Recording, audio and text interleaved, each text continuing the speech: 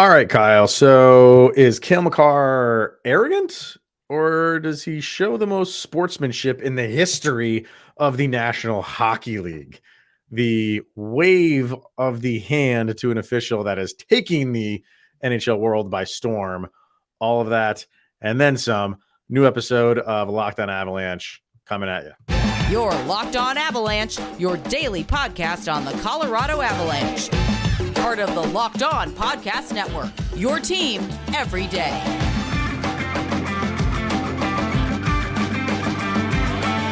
All right, everybody, welcome to another episode of Locked On Avalanche. We are part of the Locked On Podcast Network, your team every day. I am your host, Chris Maselli. With me, as always, Mr. Shaggy Von Doom, Kyle Sullivan. Thank you for making this your first listen of the day. Always appreciated. Follow us on our social media outlets, LOPN_Avalanche on Twitter, Locked On Avalanche on Instagram. Questions, comments, concerns, and opinions to lockedonavalanche@gmail.com. And follow us on our YouTube channel. Over on YouTube, hit subscribe and get notified when a new show goes live. On today's episode, we'll be discussing Mr. JT Compher and this consistent Compher, as we've been referring to him as, in a contract year.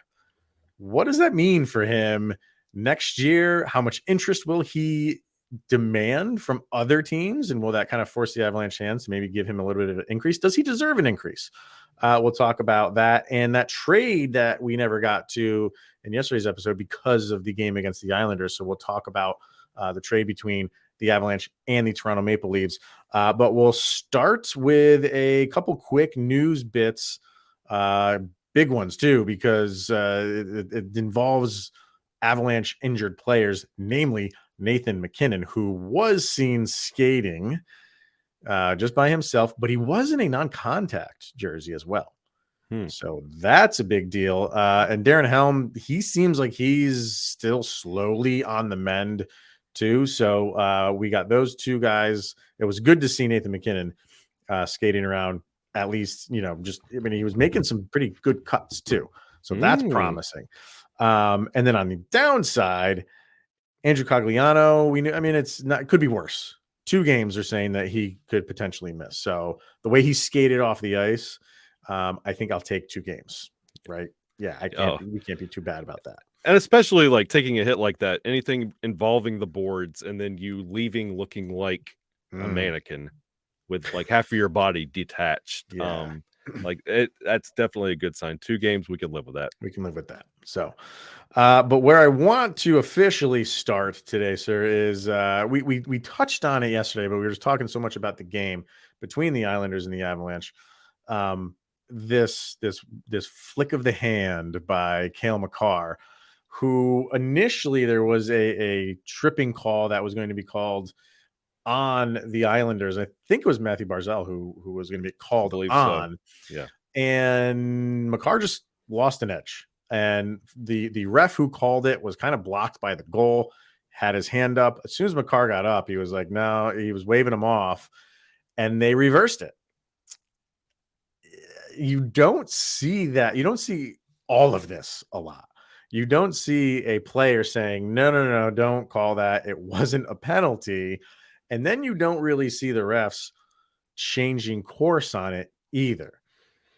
If they make a call, it's like, if it's going to get reviewed, like, you can't review a penalty, first of all, but in the NHL, I don't think you can in the NFL either. But anyway, let's just say that you could. That's the only way a ref would say, like, okay, like, I got it wrong. You don't typically see, number one, a player going to a ref saying, like, he didn't foul me. And you typically don't see a ref taking the word of the player saying, like, nope, I saw what I saw. It's a penalty.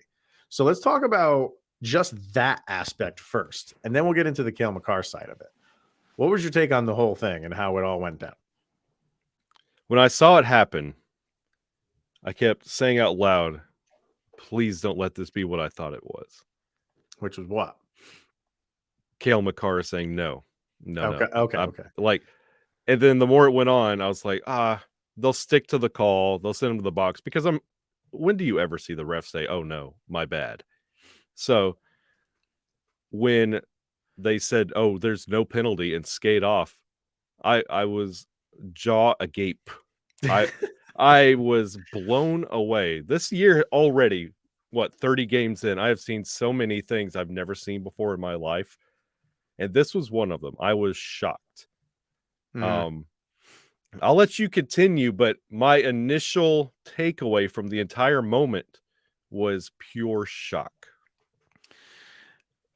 I saw some people think, and somebody commented this on the YouTube channel as well, thinking that he initially he wasn't waving him on away, saying like no, it was a penalty.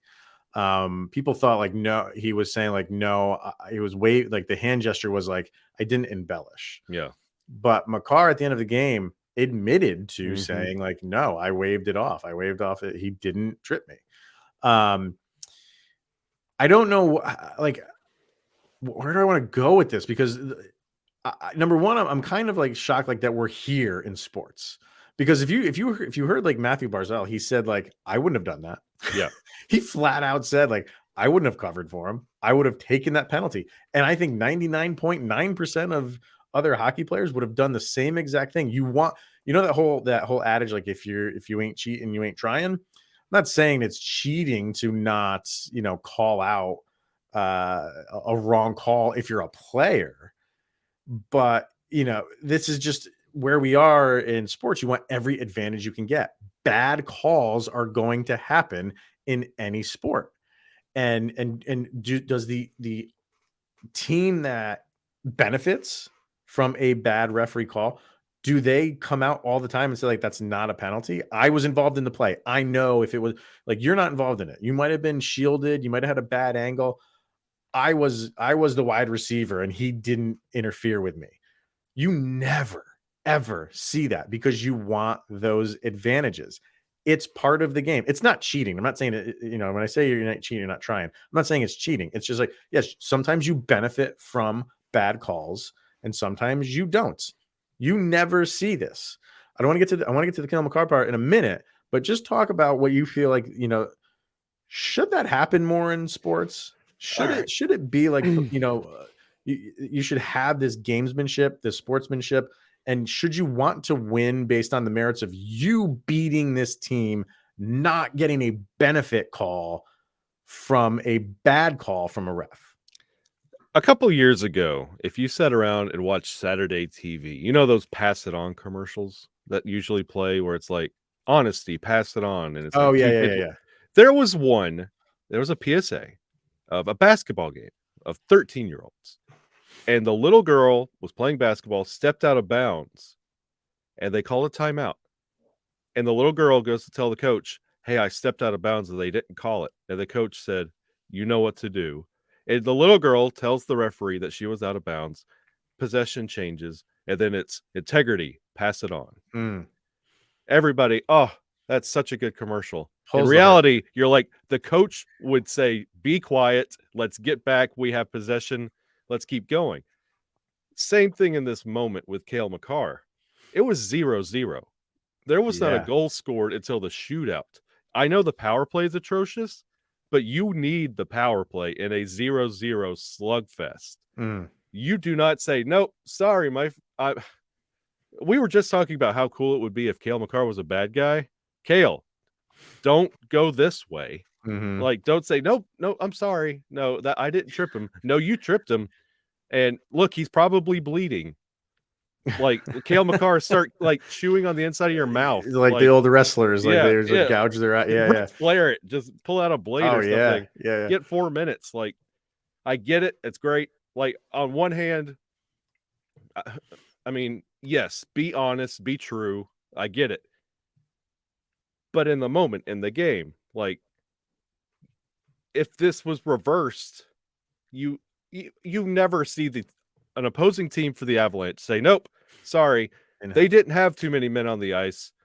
Gabe Landeskog was definitely not offsides. Like, you don't see it. You don't see it. You can't bank on it. You can't anticipate it. I get Cale Makar doing it, but don't take something away that could be an advantage in that moment. Just because what if we lost? We would not be looking so fondly on this story. Absolutely. We would be taking a different tone right now with Cale Makar. Like, why would you do right? And you mentioned those commercials and stuff like that. And that's, like I said earlier, like bad calls are going to, it's kind of like baked into the game. Yeah. You are going to anticipate a bad call here and there, no matter what sport you're playing. And like I said, sometimes you will be the beneficiary of it. But you mentioned those, Saturday morning commercials and stuff and the whole pass it on stuff. And it's just the way sports are, because bad calls are baked into a game and you anticipate them happening. When something like this happens, when you get that that track and field athlete that pulled a hamstring, and then like the person who was leading like goes back and throws his arm around her, and they finish like together. When you get those moments, they get blown up because they don't happen a lot. And you're looking at it and it's like, but shouldn't they? Like, isn't this what sports is about to begin? Like, sports have gone so far into the mainstream of society that people live and die by what happens to their team. Look at what's going on in Argentina right now. Them celebrate. Look how many people are out in the roads. Like, that is affecting that economy. Yeah. And I get where sports have got, and I love it, and I take part in it. I host a podcast on it, like I'm part of it. But we got to get into this big thing about where should we get back to like more sportsmanship, and should we have like should this not be a surprise? Should do you want to see you want to see more of this stuff, but it's not going to happen. Yeah, because where we are with sports is no, I want every advantage I get, and a bad call, not my fault. He made the bad call. I'm going to benefit from it. What if it was the Rockies and the Mets and ball 4 was called, but instead of taking your base, you say, "Oh, I'm sorry. I know you didn't see that. Like that, that was really a strike. I'm going to take this out. I'm going to go sit down." No, baseball's a perfect example. It's the same thing. You get away with that. Painting the corners, the umpire not seeing it, the game is built off that. And it's the same thing. Like we talk about ticky-tack calls all the time and puck luck. It's just part of the game. You can't negate it. I don't know what struck Cale in that moment to do it. I'm glad we overcame that, but it's one of those things you got to deal with the hand that you're dealt. You can't influence it one way or another. And quickly, I want to talk about this specifically, having Cale Makar involved in the play, right? Because it was not that long ago where a reporter, Larry Brooks, I think is his name, from the New York Post, this was after they played the Rangers, put in a little blurb that he has on his column, and it's very short. I'll read the entire thing. If you didn't, and I give credit to Adrian Dater for putting this up. This guy wrote, what strikes me about the difference between the past 2 Norris Trophy winners who will compete for the trophy for years? It's that Cale Makar plays with an arrogance that escapes Adam Fox entirely.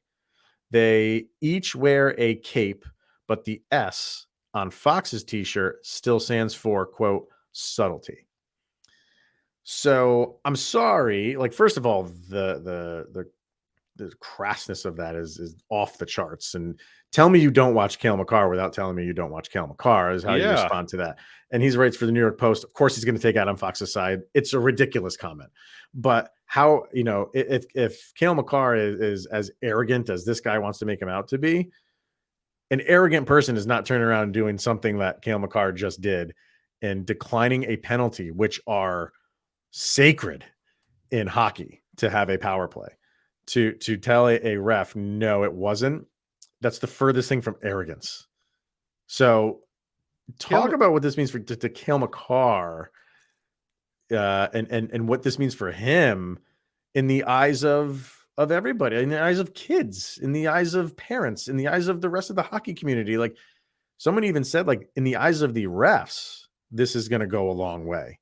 So when the Avalanche benefit from a Game 7 penalty that's called against them because Cale Makar did this back in December. It's good. It's good for Cale. Like, it speaks, and like to that man's point, to call Cale Makar arrogant is like calling Nathan McKinnon mild-mannered. It's you don't of what he is, right? You don't do that. So I'd never, and you can hear people not affiliated with the Avalanche talk about Cale Makar's demeanor, how humble he is, how intelligent he is.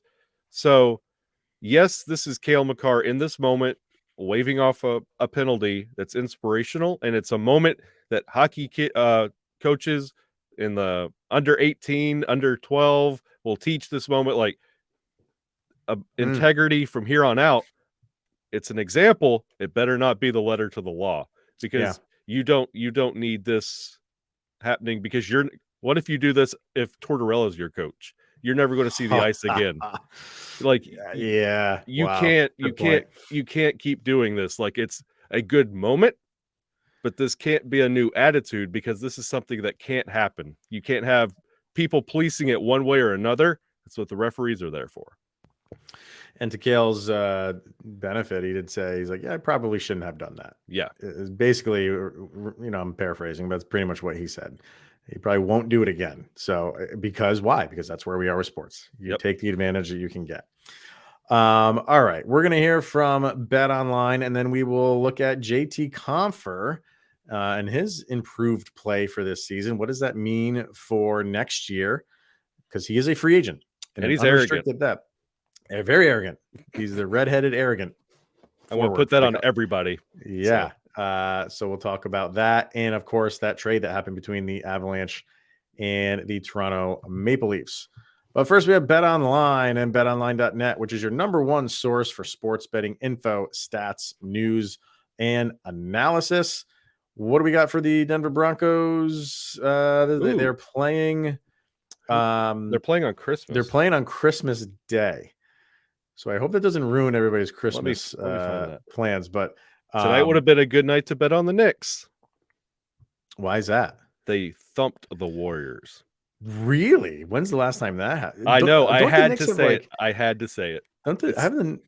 My buddy's a New York Rangers fan, and he sent me a text the other day. He said it's the first time in history that the Rangers and the Knicks have a simultaneous 7-game winning streak. That is correct. That's crazy. That is great. 2022, baby. Oh man, things are happening. Yeah, I'm getting your Broncos opponent this weekend. You can get the latest odds and trends for every professional and amateur league out there, from pro football to college bowl season to basketball and college basketball, which is now here. And I saw that Michigan and North Carolina were playing. I think they were playing, maybe it just ended, but man, whenever I see those two teams, like, I just go back to the Chris Webber timeout days, man. Oh yeah. I was so young when that happened.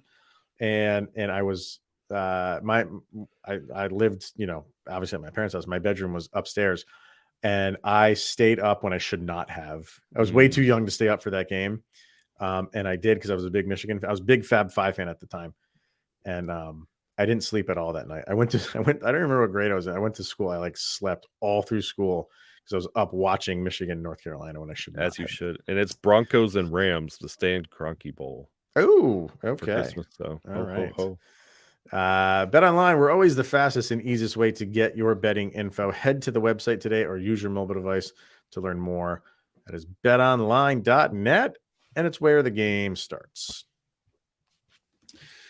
All right, JT Compher, his improved play, and he's one of the few guys that have really kind of turned it up with all these Avalanche injuries, and he's kind of ascended to the first line for the last couple games, centering the first line. I know Jared Bednar likes to do this, move guys around and try to fine tune it, especially now when you have all these injuries. And you had JT Compher, who's been good. He's been good this year, and he is in a contract year. So at the end of this season, he becomes a free agent of the unrestricted kind. So right now he is making $3.5 million. And we all know, if you listen to this show or if you just follow the Avalanche, JT Compher has been somewhat of a roller coaster. He looks really good at times, and then he disappears at times. He tends to turn it up a notch come playoff time, which is always what you want. And then during the regular season, seems to take games off here and there. And for most of his career for the Avalanche, he's been on the third line. You know what I mean? Like, they brought in Nazem Kadri to man the second. Like, he's never cracked into being a consistent top 6 guy or even middle six, but second line guy. And with all the injuries, he's had the opportunity. He seized it. What do you think for, I know we're looking into the crystal ball right now and next off season. What do they do? What do they do with JT Compher? Because I say like he's going to want an increase. Does he deserve one, first of all? Yeah. And second of all, can you really give him one? Because the cap is probably only going up $1 million. We thought it might be going up 4 or 5. It's likely only going up 1. So you're going to be hard pressed to give him any more than you already are, because one, he's not really been consistent except for these last couple weeks, and two, you don't have the funds to do it. All right. When it comes to JT Compher, I know we like to think of him as an Avalanche lifer, kind of like how we do with EJ. Like, he's been here forever. He's always Avalanche. EJ is a member of the Blues. JT Compher, for those who don't know, came to the Avalanche in that trade for Ryan O'Reilly. Yeah. With Nikita Zadorov, by the way. Mm-hmm. So during his stint with the Avalanche, it's been consistently average. He has these upticks in production, and then it goes back down. If this is something you continue, that you feel like you need next year, again, I'm talking about next year, there's no real need for increase to the contract, because we've given you enough time. You've had literally the keys handed to you to take that spot of Nas, like you mentioned. He hasn't done it. He hasn't really, like Lehkonen has come in here and far surpassed him in production. You've had like people come and go with what they bring to the team. Yes, he's had an uptick in production, and he's almost beating out his numbers that he had from 2020, 2021 when it comes to points, because that was not a good year. Last year was a much better year. So he's scaling at a really good pace. But if it's getting him to play consistently, like we talk about it all the time, playoff JT Compher, it's another animal. But we need playoff JT Compher now to make sure we could see playoff JT Compher where this Avalanche team is. And I don't want to spend next year constantly poking JT Compher with a stick saying, you have to do something. Nobody else is doing anything. You have to do something. Yeah, this is why I kind of like can't stand contract years. It's like, why are you getting up now? Yeah. Well, I know why you're getting up now, because you want to get paid. But I'm sorry, like I don't have short-term memory. I have long-term memory, and I like JT Compher. I do too. I think he's good for this team. I think everybody's wanted him to take that next step, and it's never happened. Okay, fine. If that's what you are, I think the Avalanche can live with it. Yeah. And he's stepping up his game. And what I don't get is, yes, well, he ups his game in the playoffs. He's upping his game now when we were down guys. Why can't you do that? Like when we're a healthy roster, a healthy team, and you're in your role as a third line center, why can you not dominate that line? Are you kidding me? Like now you're centering the top line, and you're continuing to play well on that top line role. So when you go down 2 levels to a third line, you can't play at the level that you're playing at. It's mind-boggling to me that he can't do that. And he has the potential to do it, but it's just never materialized. For players, contract years are huge. They just up their game. It just always happens. So are we surprised that it's happened to JT Compher? No. What this does for him for next year, I think the Avalanche are absolutely going to want to keep him around. Maybe he gets a little bit of an increase, but it's not like this thing where he's going to, double his salary. Yeah. You know what I mean? He's not, which would never happen. Like JT Compher is nowhere in the realm of a $7 million player. He's 3.5 right now. I think that's right around where you keep him. Maybe say, hey, here's a little bit of an increase to 4 million. But are you really comfortable giving JT Compher more than that? Like, I mean, 4.5 is really pushing it. I don't think he's anywhere near a $5 million player. And here's the other question. Is there a team out there that would be willing to give him that? That's All it takes is one. And, there's 31 other teams, and maybe there's one willing to get a little bit crazy and give him something over 5. and see I don't see it. that's the thing. It's you have to look at it from a business standpoint. Like, Right. do you need 3.5 for maybe 30 to 40 points a year?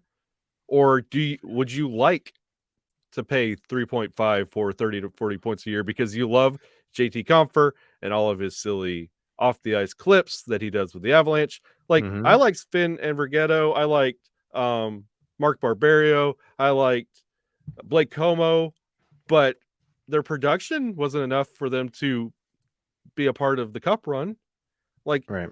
You can point back to players you like, but you have to look at it. This is a business. This is an organization. Is Compher something you need next year for what you're paying and what you're getting back in return? Look around the league. There are 32 teams with deep minor league teams. Can you pay 33.5 for a little bit more consistent production or something that could add to the pieces you already have? Because we had this conversation when it came to Tyson Jost, and he's on his second or third team by now. Mm-hmm. You can't keep justifying the production and the hot and cold nature of it just because you like the guy. Because we both like JT Compher. He's a great dude. I love getting to call him Jesse's brother. But you got to look at it a business, because the way the Avalanche started this year, it sure would have been nice to have a little bit more consistency. And then you have JT Compher right there. You're like, well, you're not giving it to me right now. Why would you do it next year when I'm paying you more with a more complete team? Right. Well, and the thing with, like, you say, like, would you be okay without JT Compher? Like, could somebody take his place?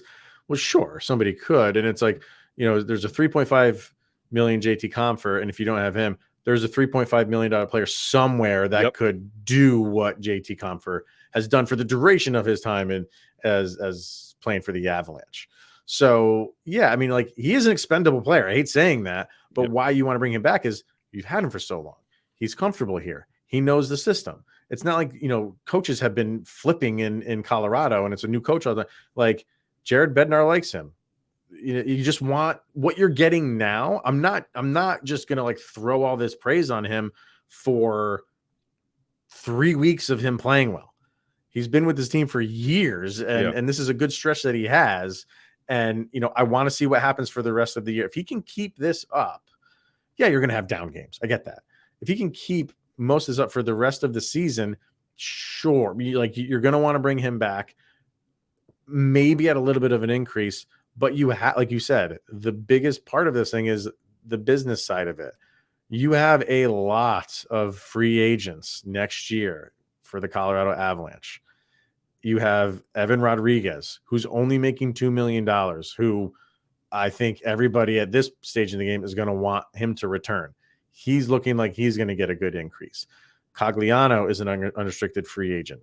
I don't really think at his age he's going to really increase his amount. He's at 1.25 right now. In the restricted realm, you have Alex Newhook, who is a restricted free agent. He's making less than $1 million. He's getting a significant increase. You have Bowen Byram, who's making less than $1 million. He's making less than Alex Newhook. The injuries to Bowen Byram probably benefit the Avalanche right now in what that contract would look like for Bowen Byram. If Bowen Byram was healthy, he was probably going to cash in. He still will, but I think the contract the Avalanche will give him will be like, look, like, we've had a lot of injuries with you. Here's an increase. He's going to get an increase. He's making like $890,000 or something like that.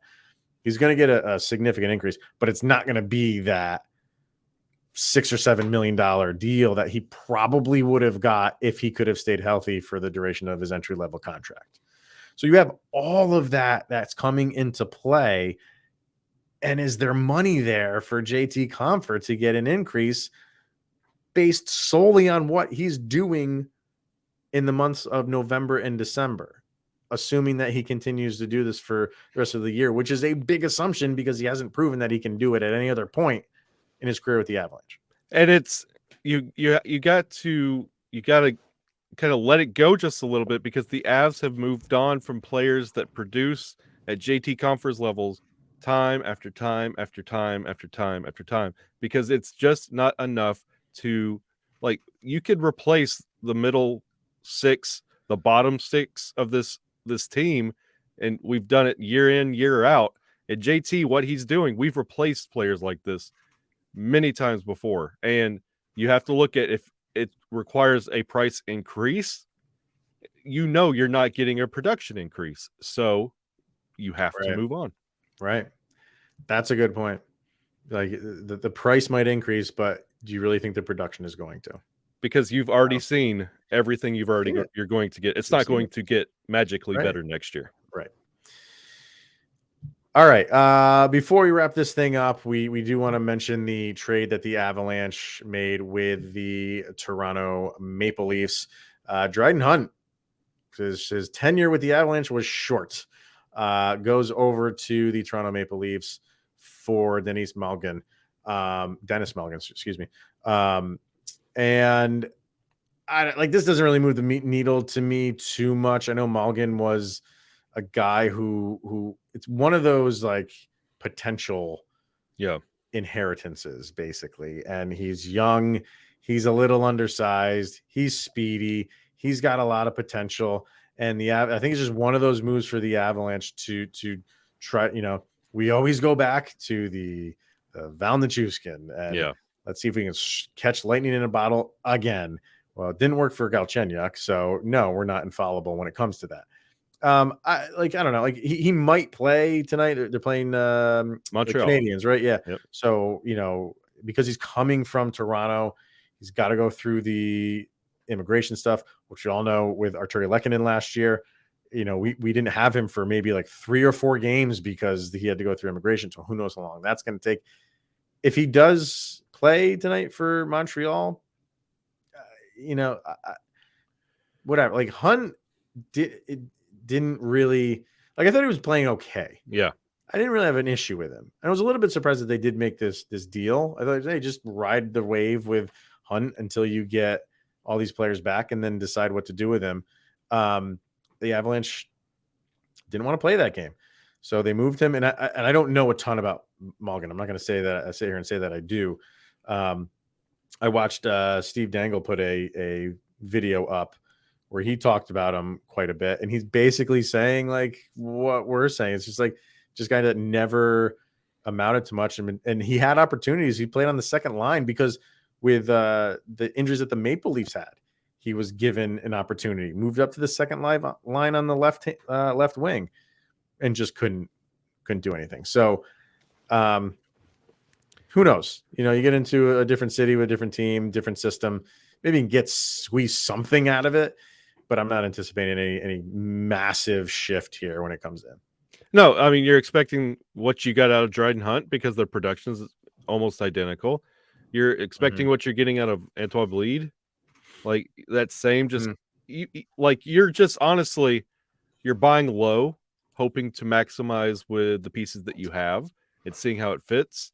And if he has 2 or 3 games like Dryden Hunt, he might become a trade piece as well, because Dryden Hunt had more of a book on what you knew you were kind of getting out of him.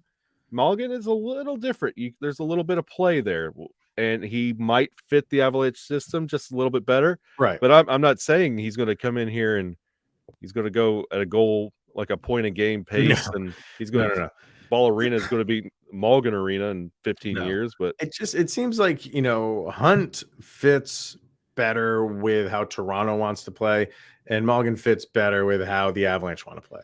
So maybe it benefits both these guys. And Dangle brought up a pretty good point about, with the injuries that the Maple Leafs have, it's very similar to the Avalanche, not in the scale of injuries, but that these guys are coming back pretty soon. Yeah. So the guys that are coming back are pretty much going to push Malgin out, and they were going to have to put him on waivers. So they were thinking, and it's kind of similar to the Avalanche. The Avalanche are getting guys back. there probably wasn't going to be room for Dryden Hunt, so they have to put him on waivers. So they kind of make this deal, but then you're kind of still in the same situation because what do you do with him when the guys do come back? So that's down the road. You got him for right now. Yeah, I was about to say, you think Toronto thinks about that? No, Toronto's not they don't put a lot of forward thought into that. Yeah, but it's exciting. We could see where it goes. It's something we could play with, but I don't know what Toronto's going to get out of Dryden Hunt, and the same for us. Yeah, it's when you get a new kid in town. You know, the new kid at school. And so you see what he's all about. See what his likes are. Does he like comic books? Then he'll transfer out, and as soon as you know his last name, and it's all over. And you lost a friend. All right, so we'll see. We don't know if he's going to play tonight, but if he does, we'll be watching.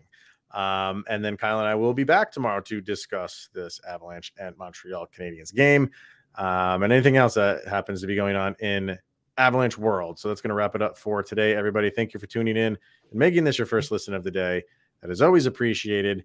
For Mr. Kyle Sullivan, Shaggy Von Doom, I am Chris Maselli, and this is the Locked On Avalanche podcast. We'll see you guys tomorrow.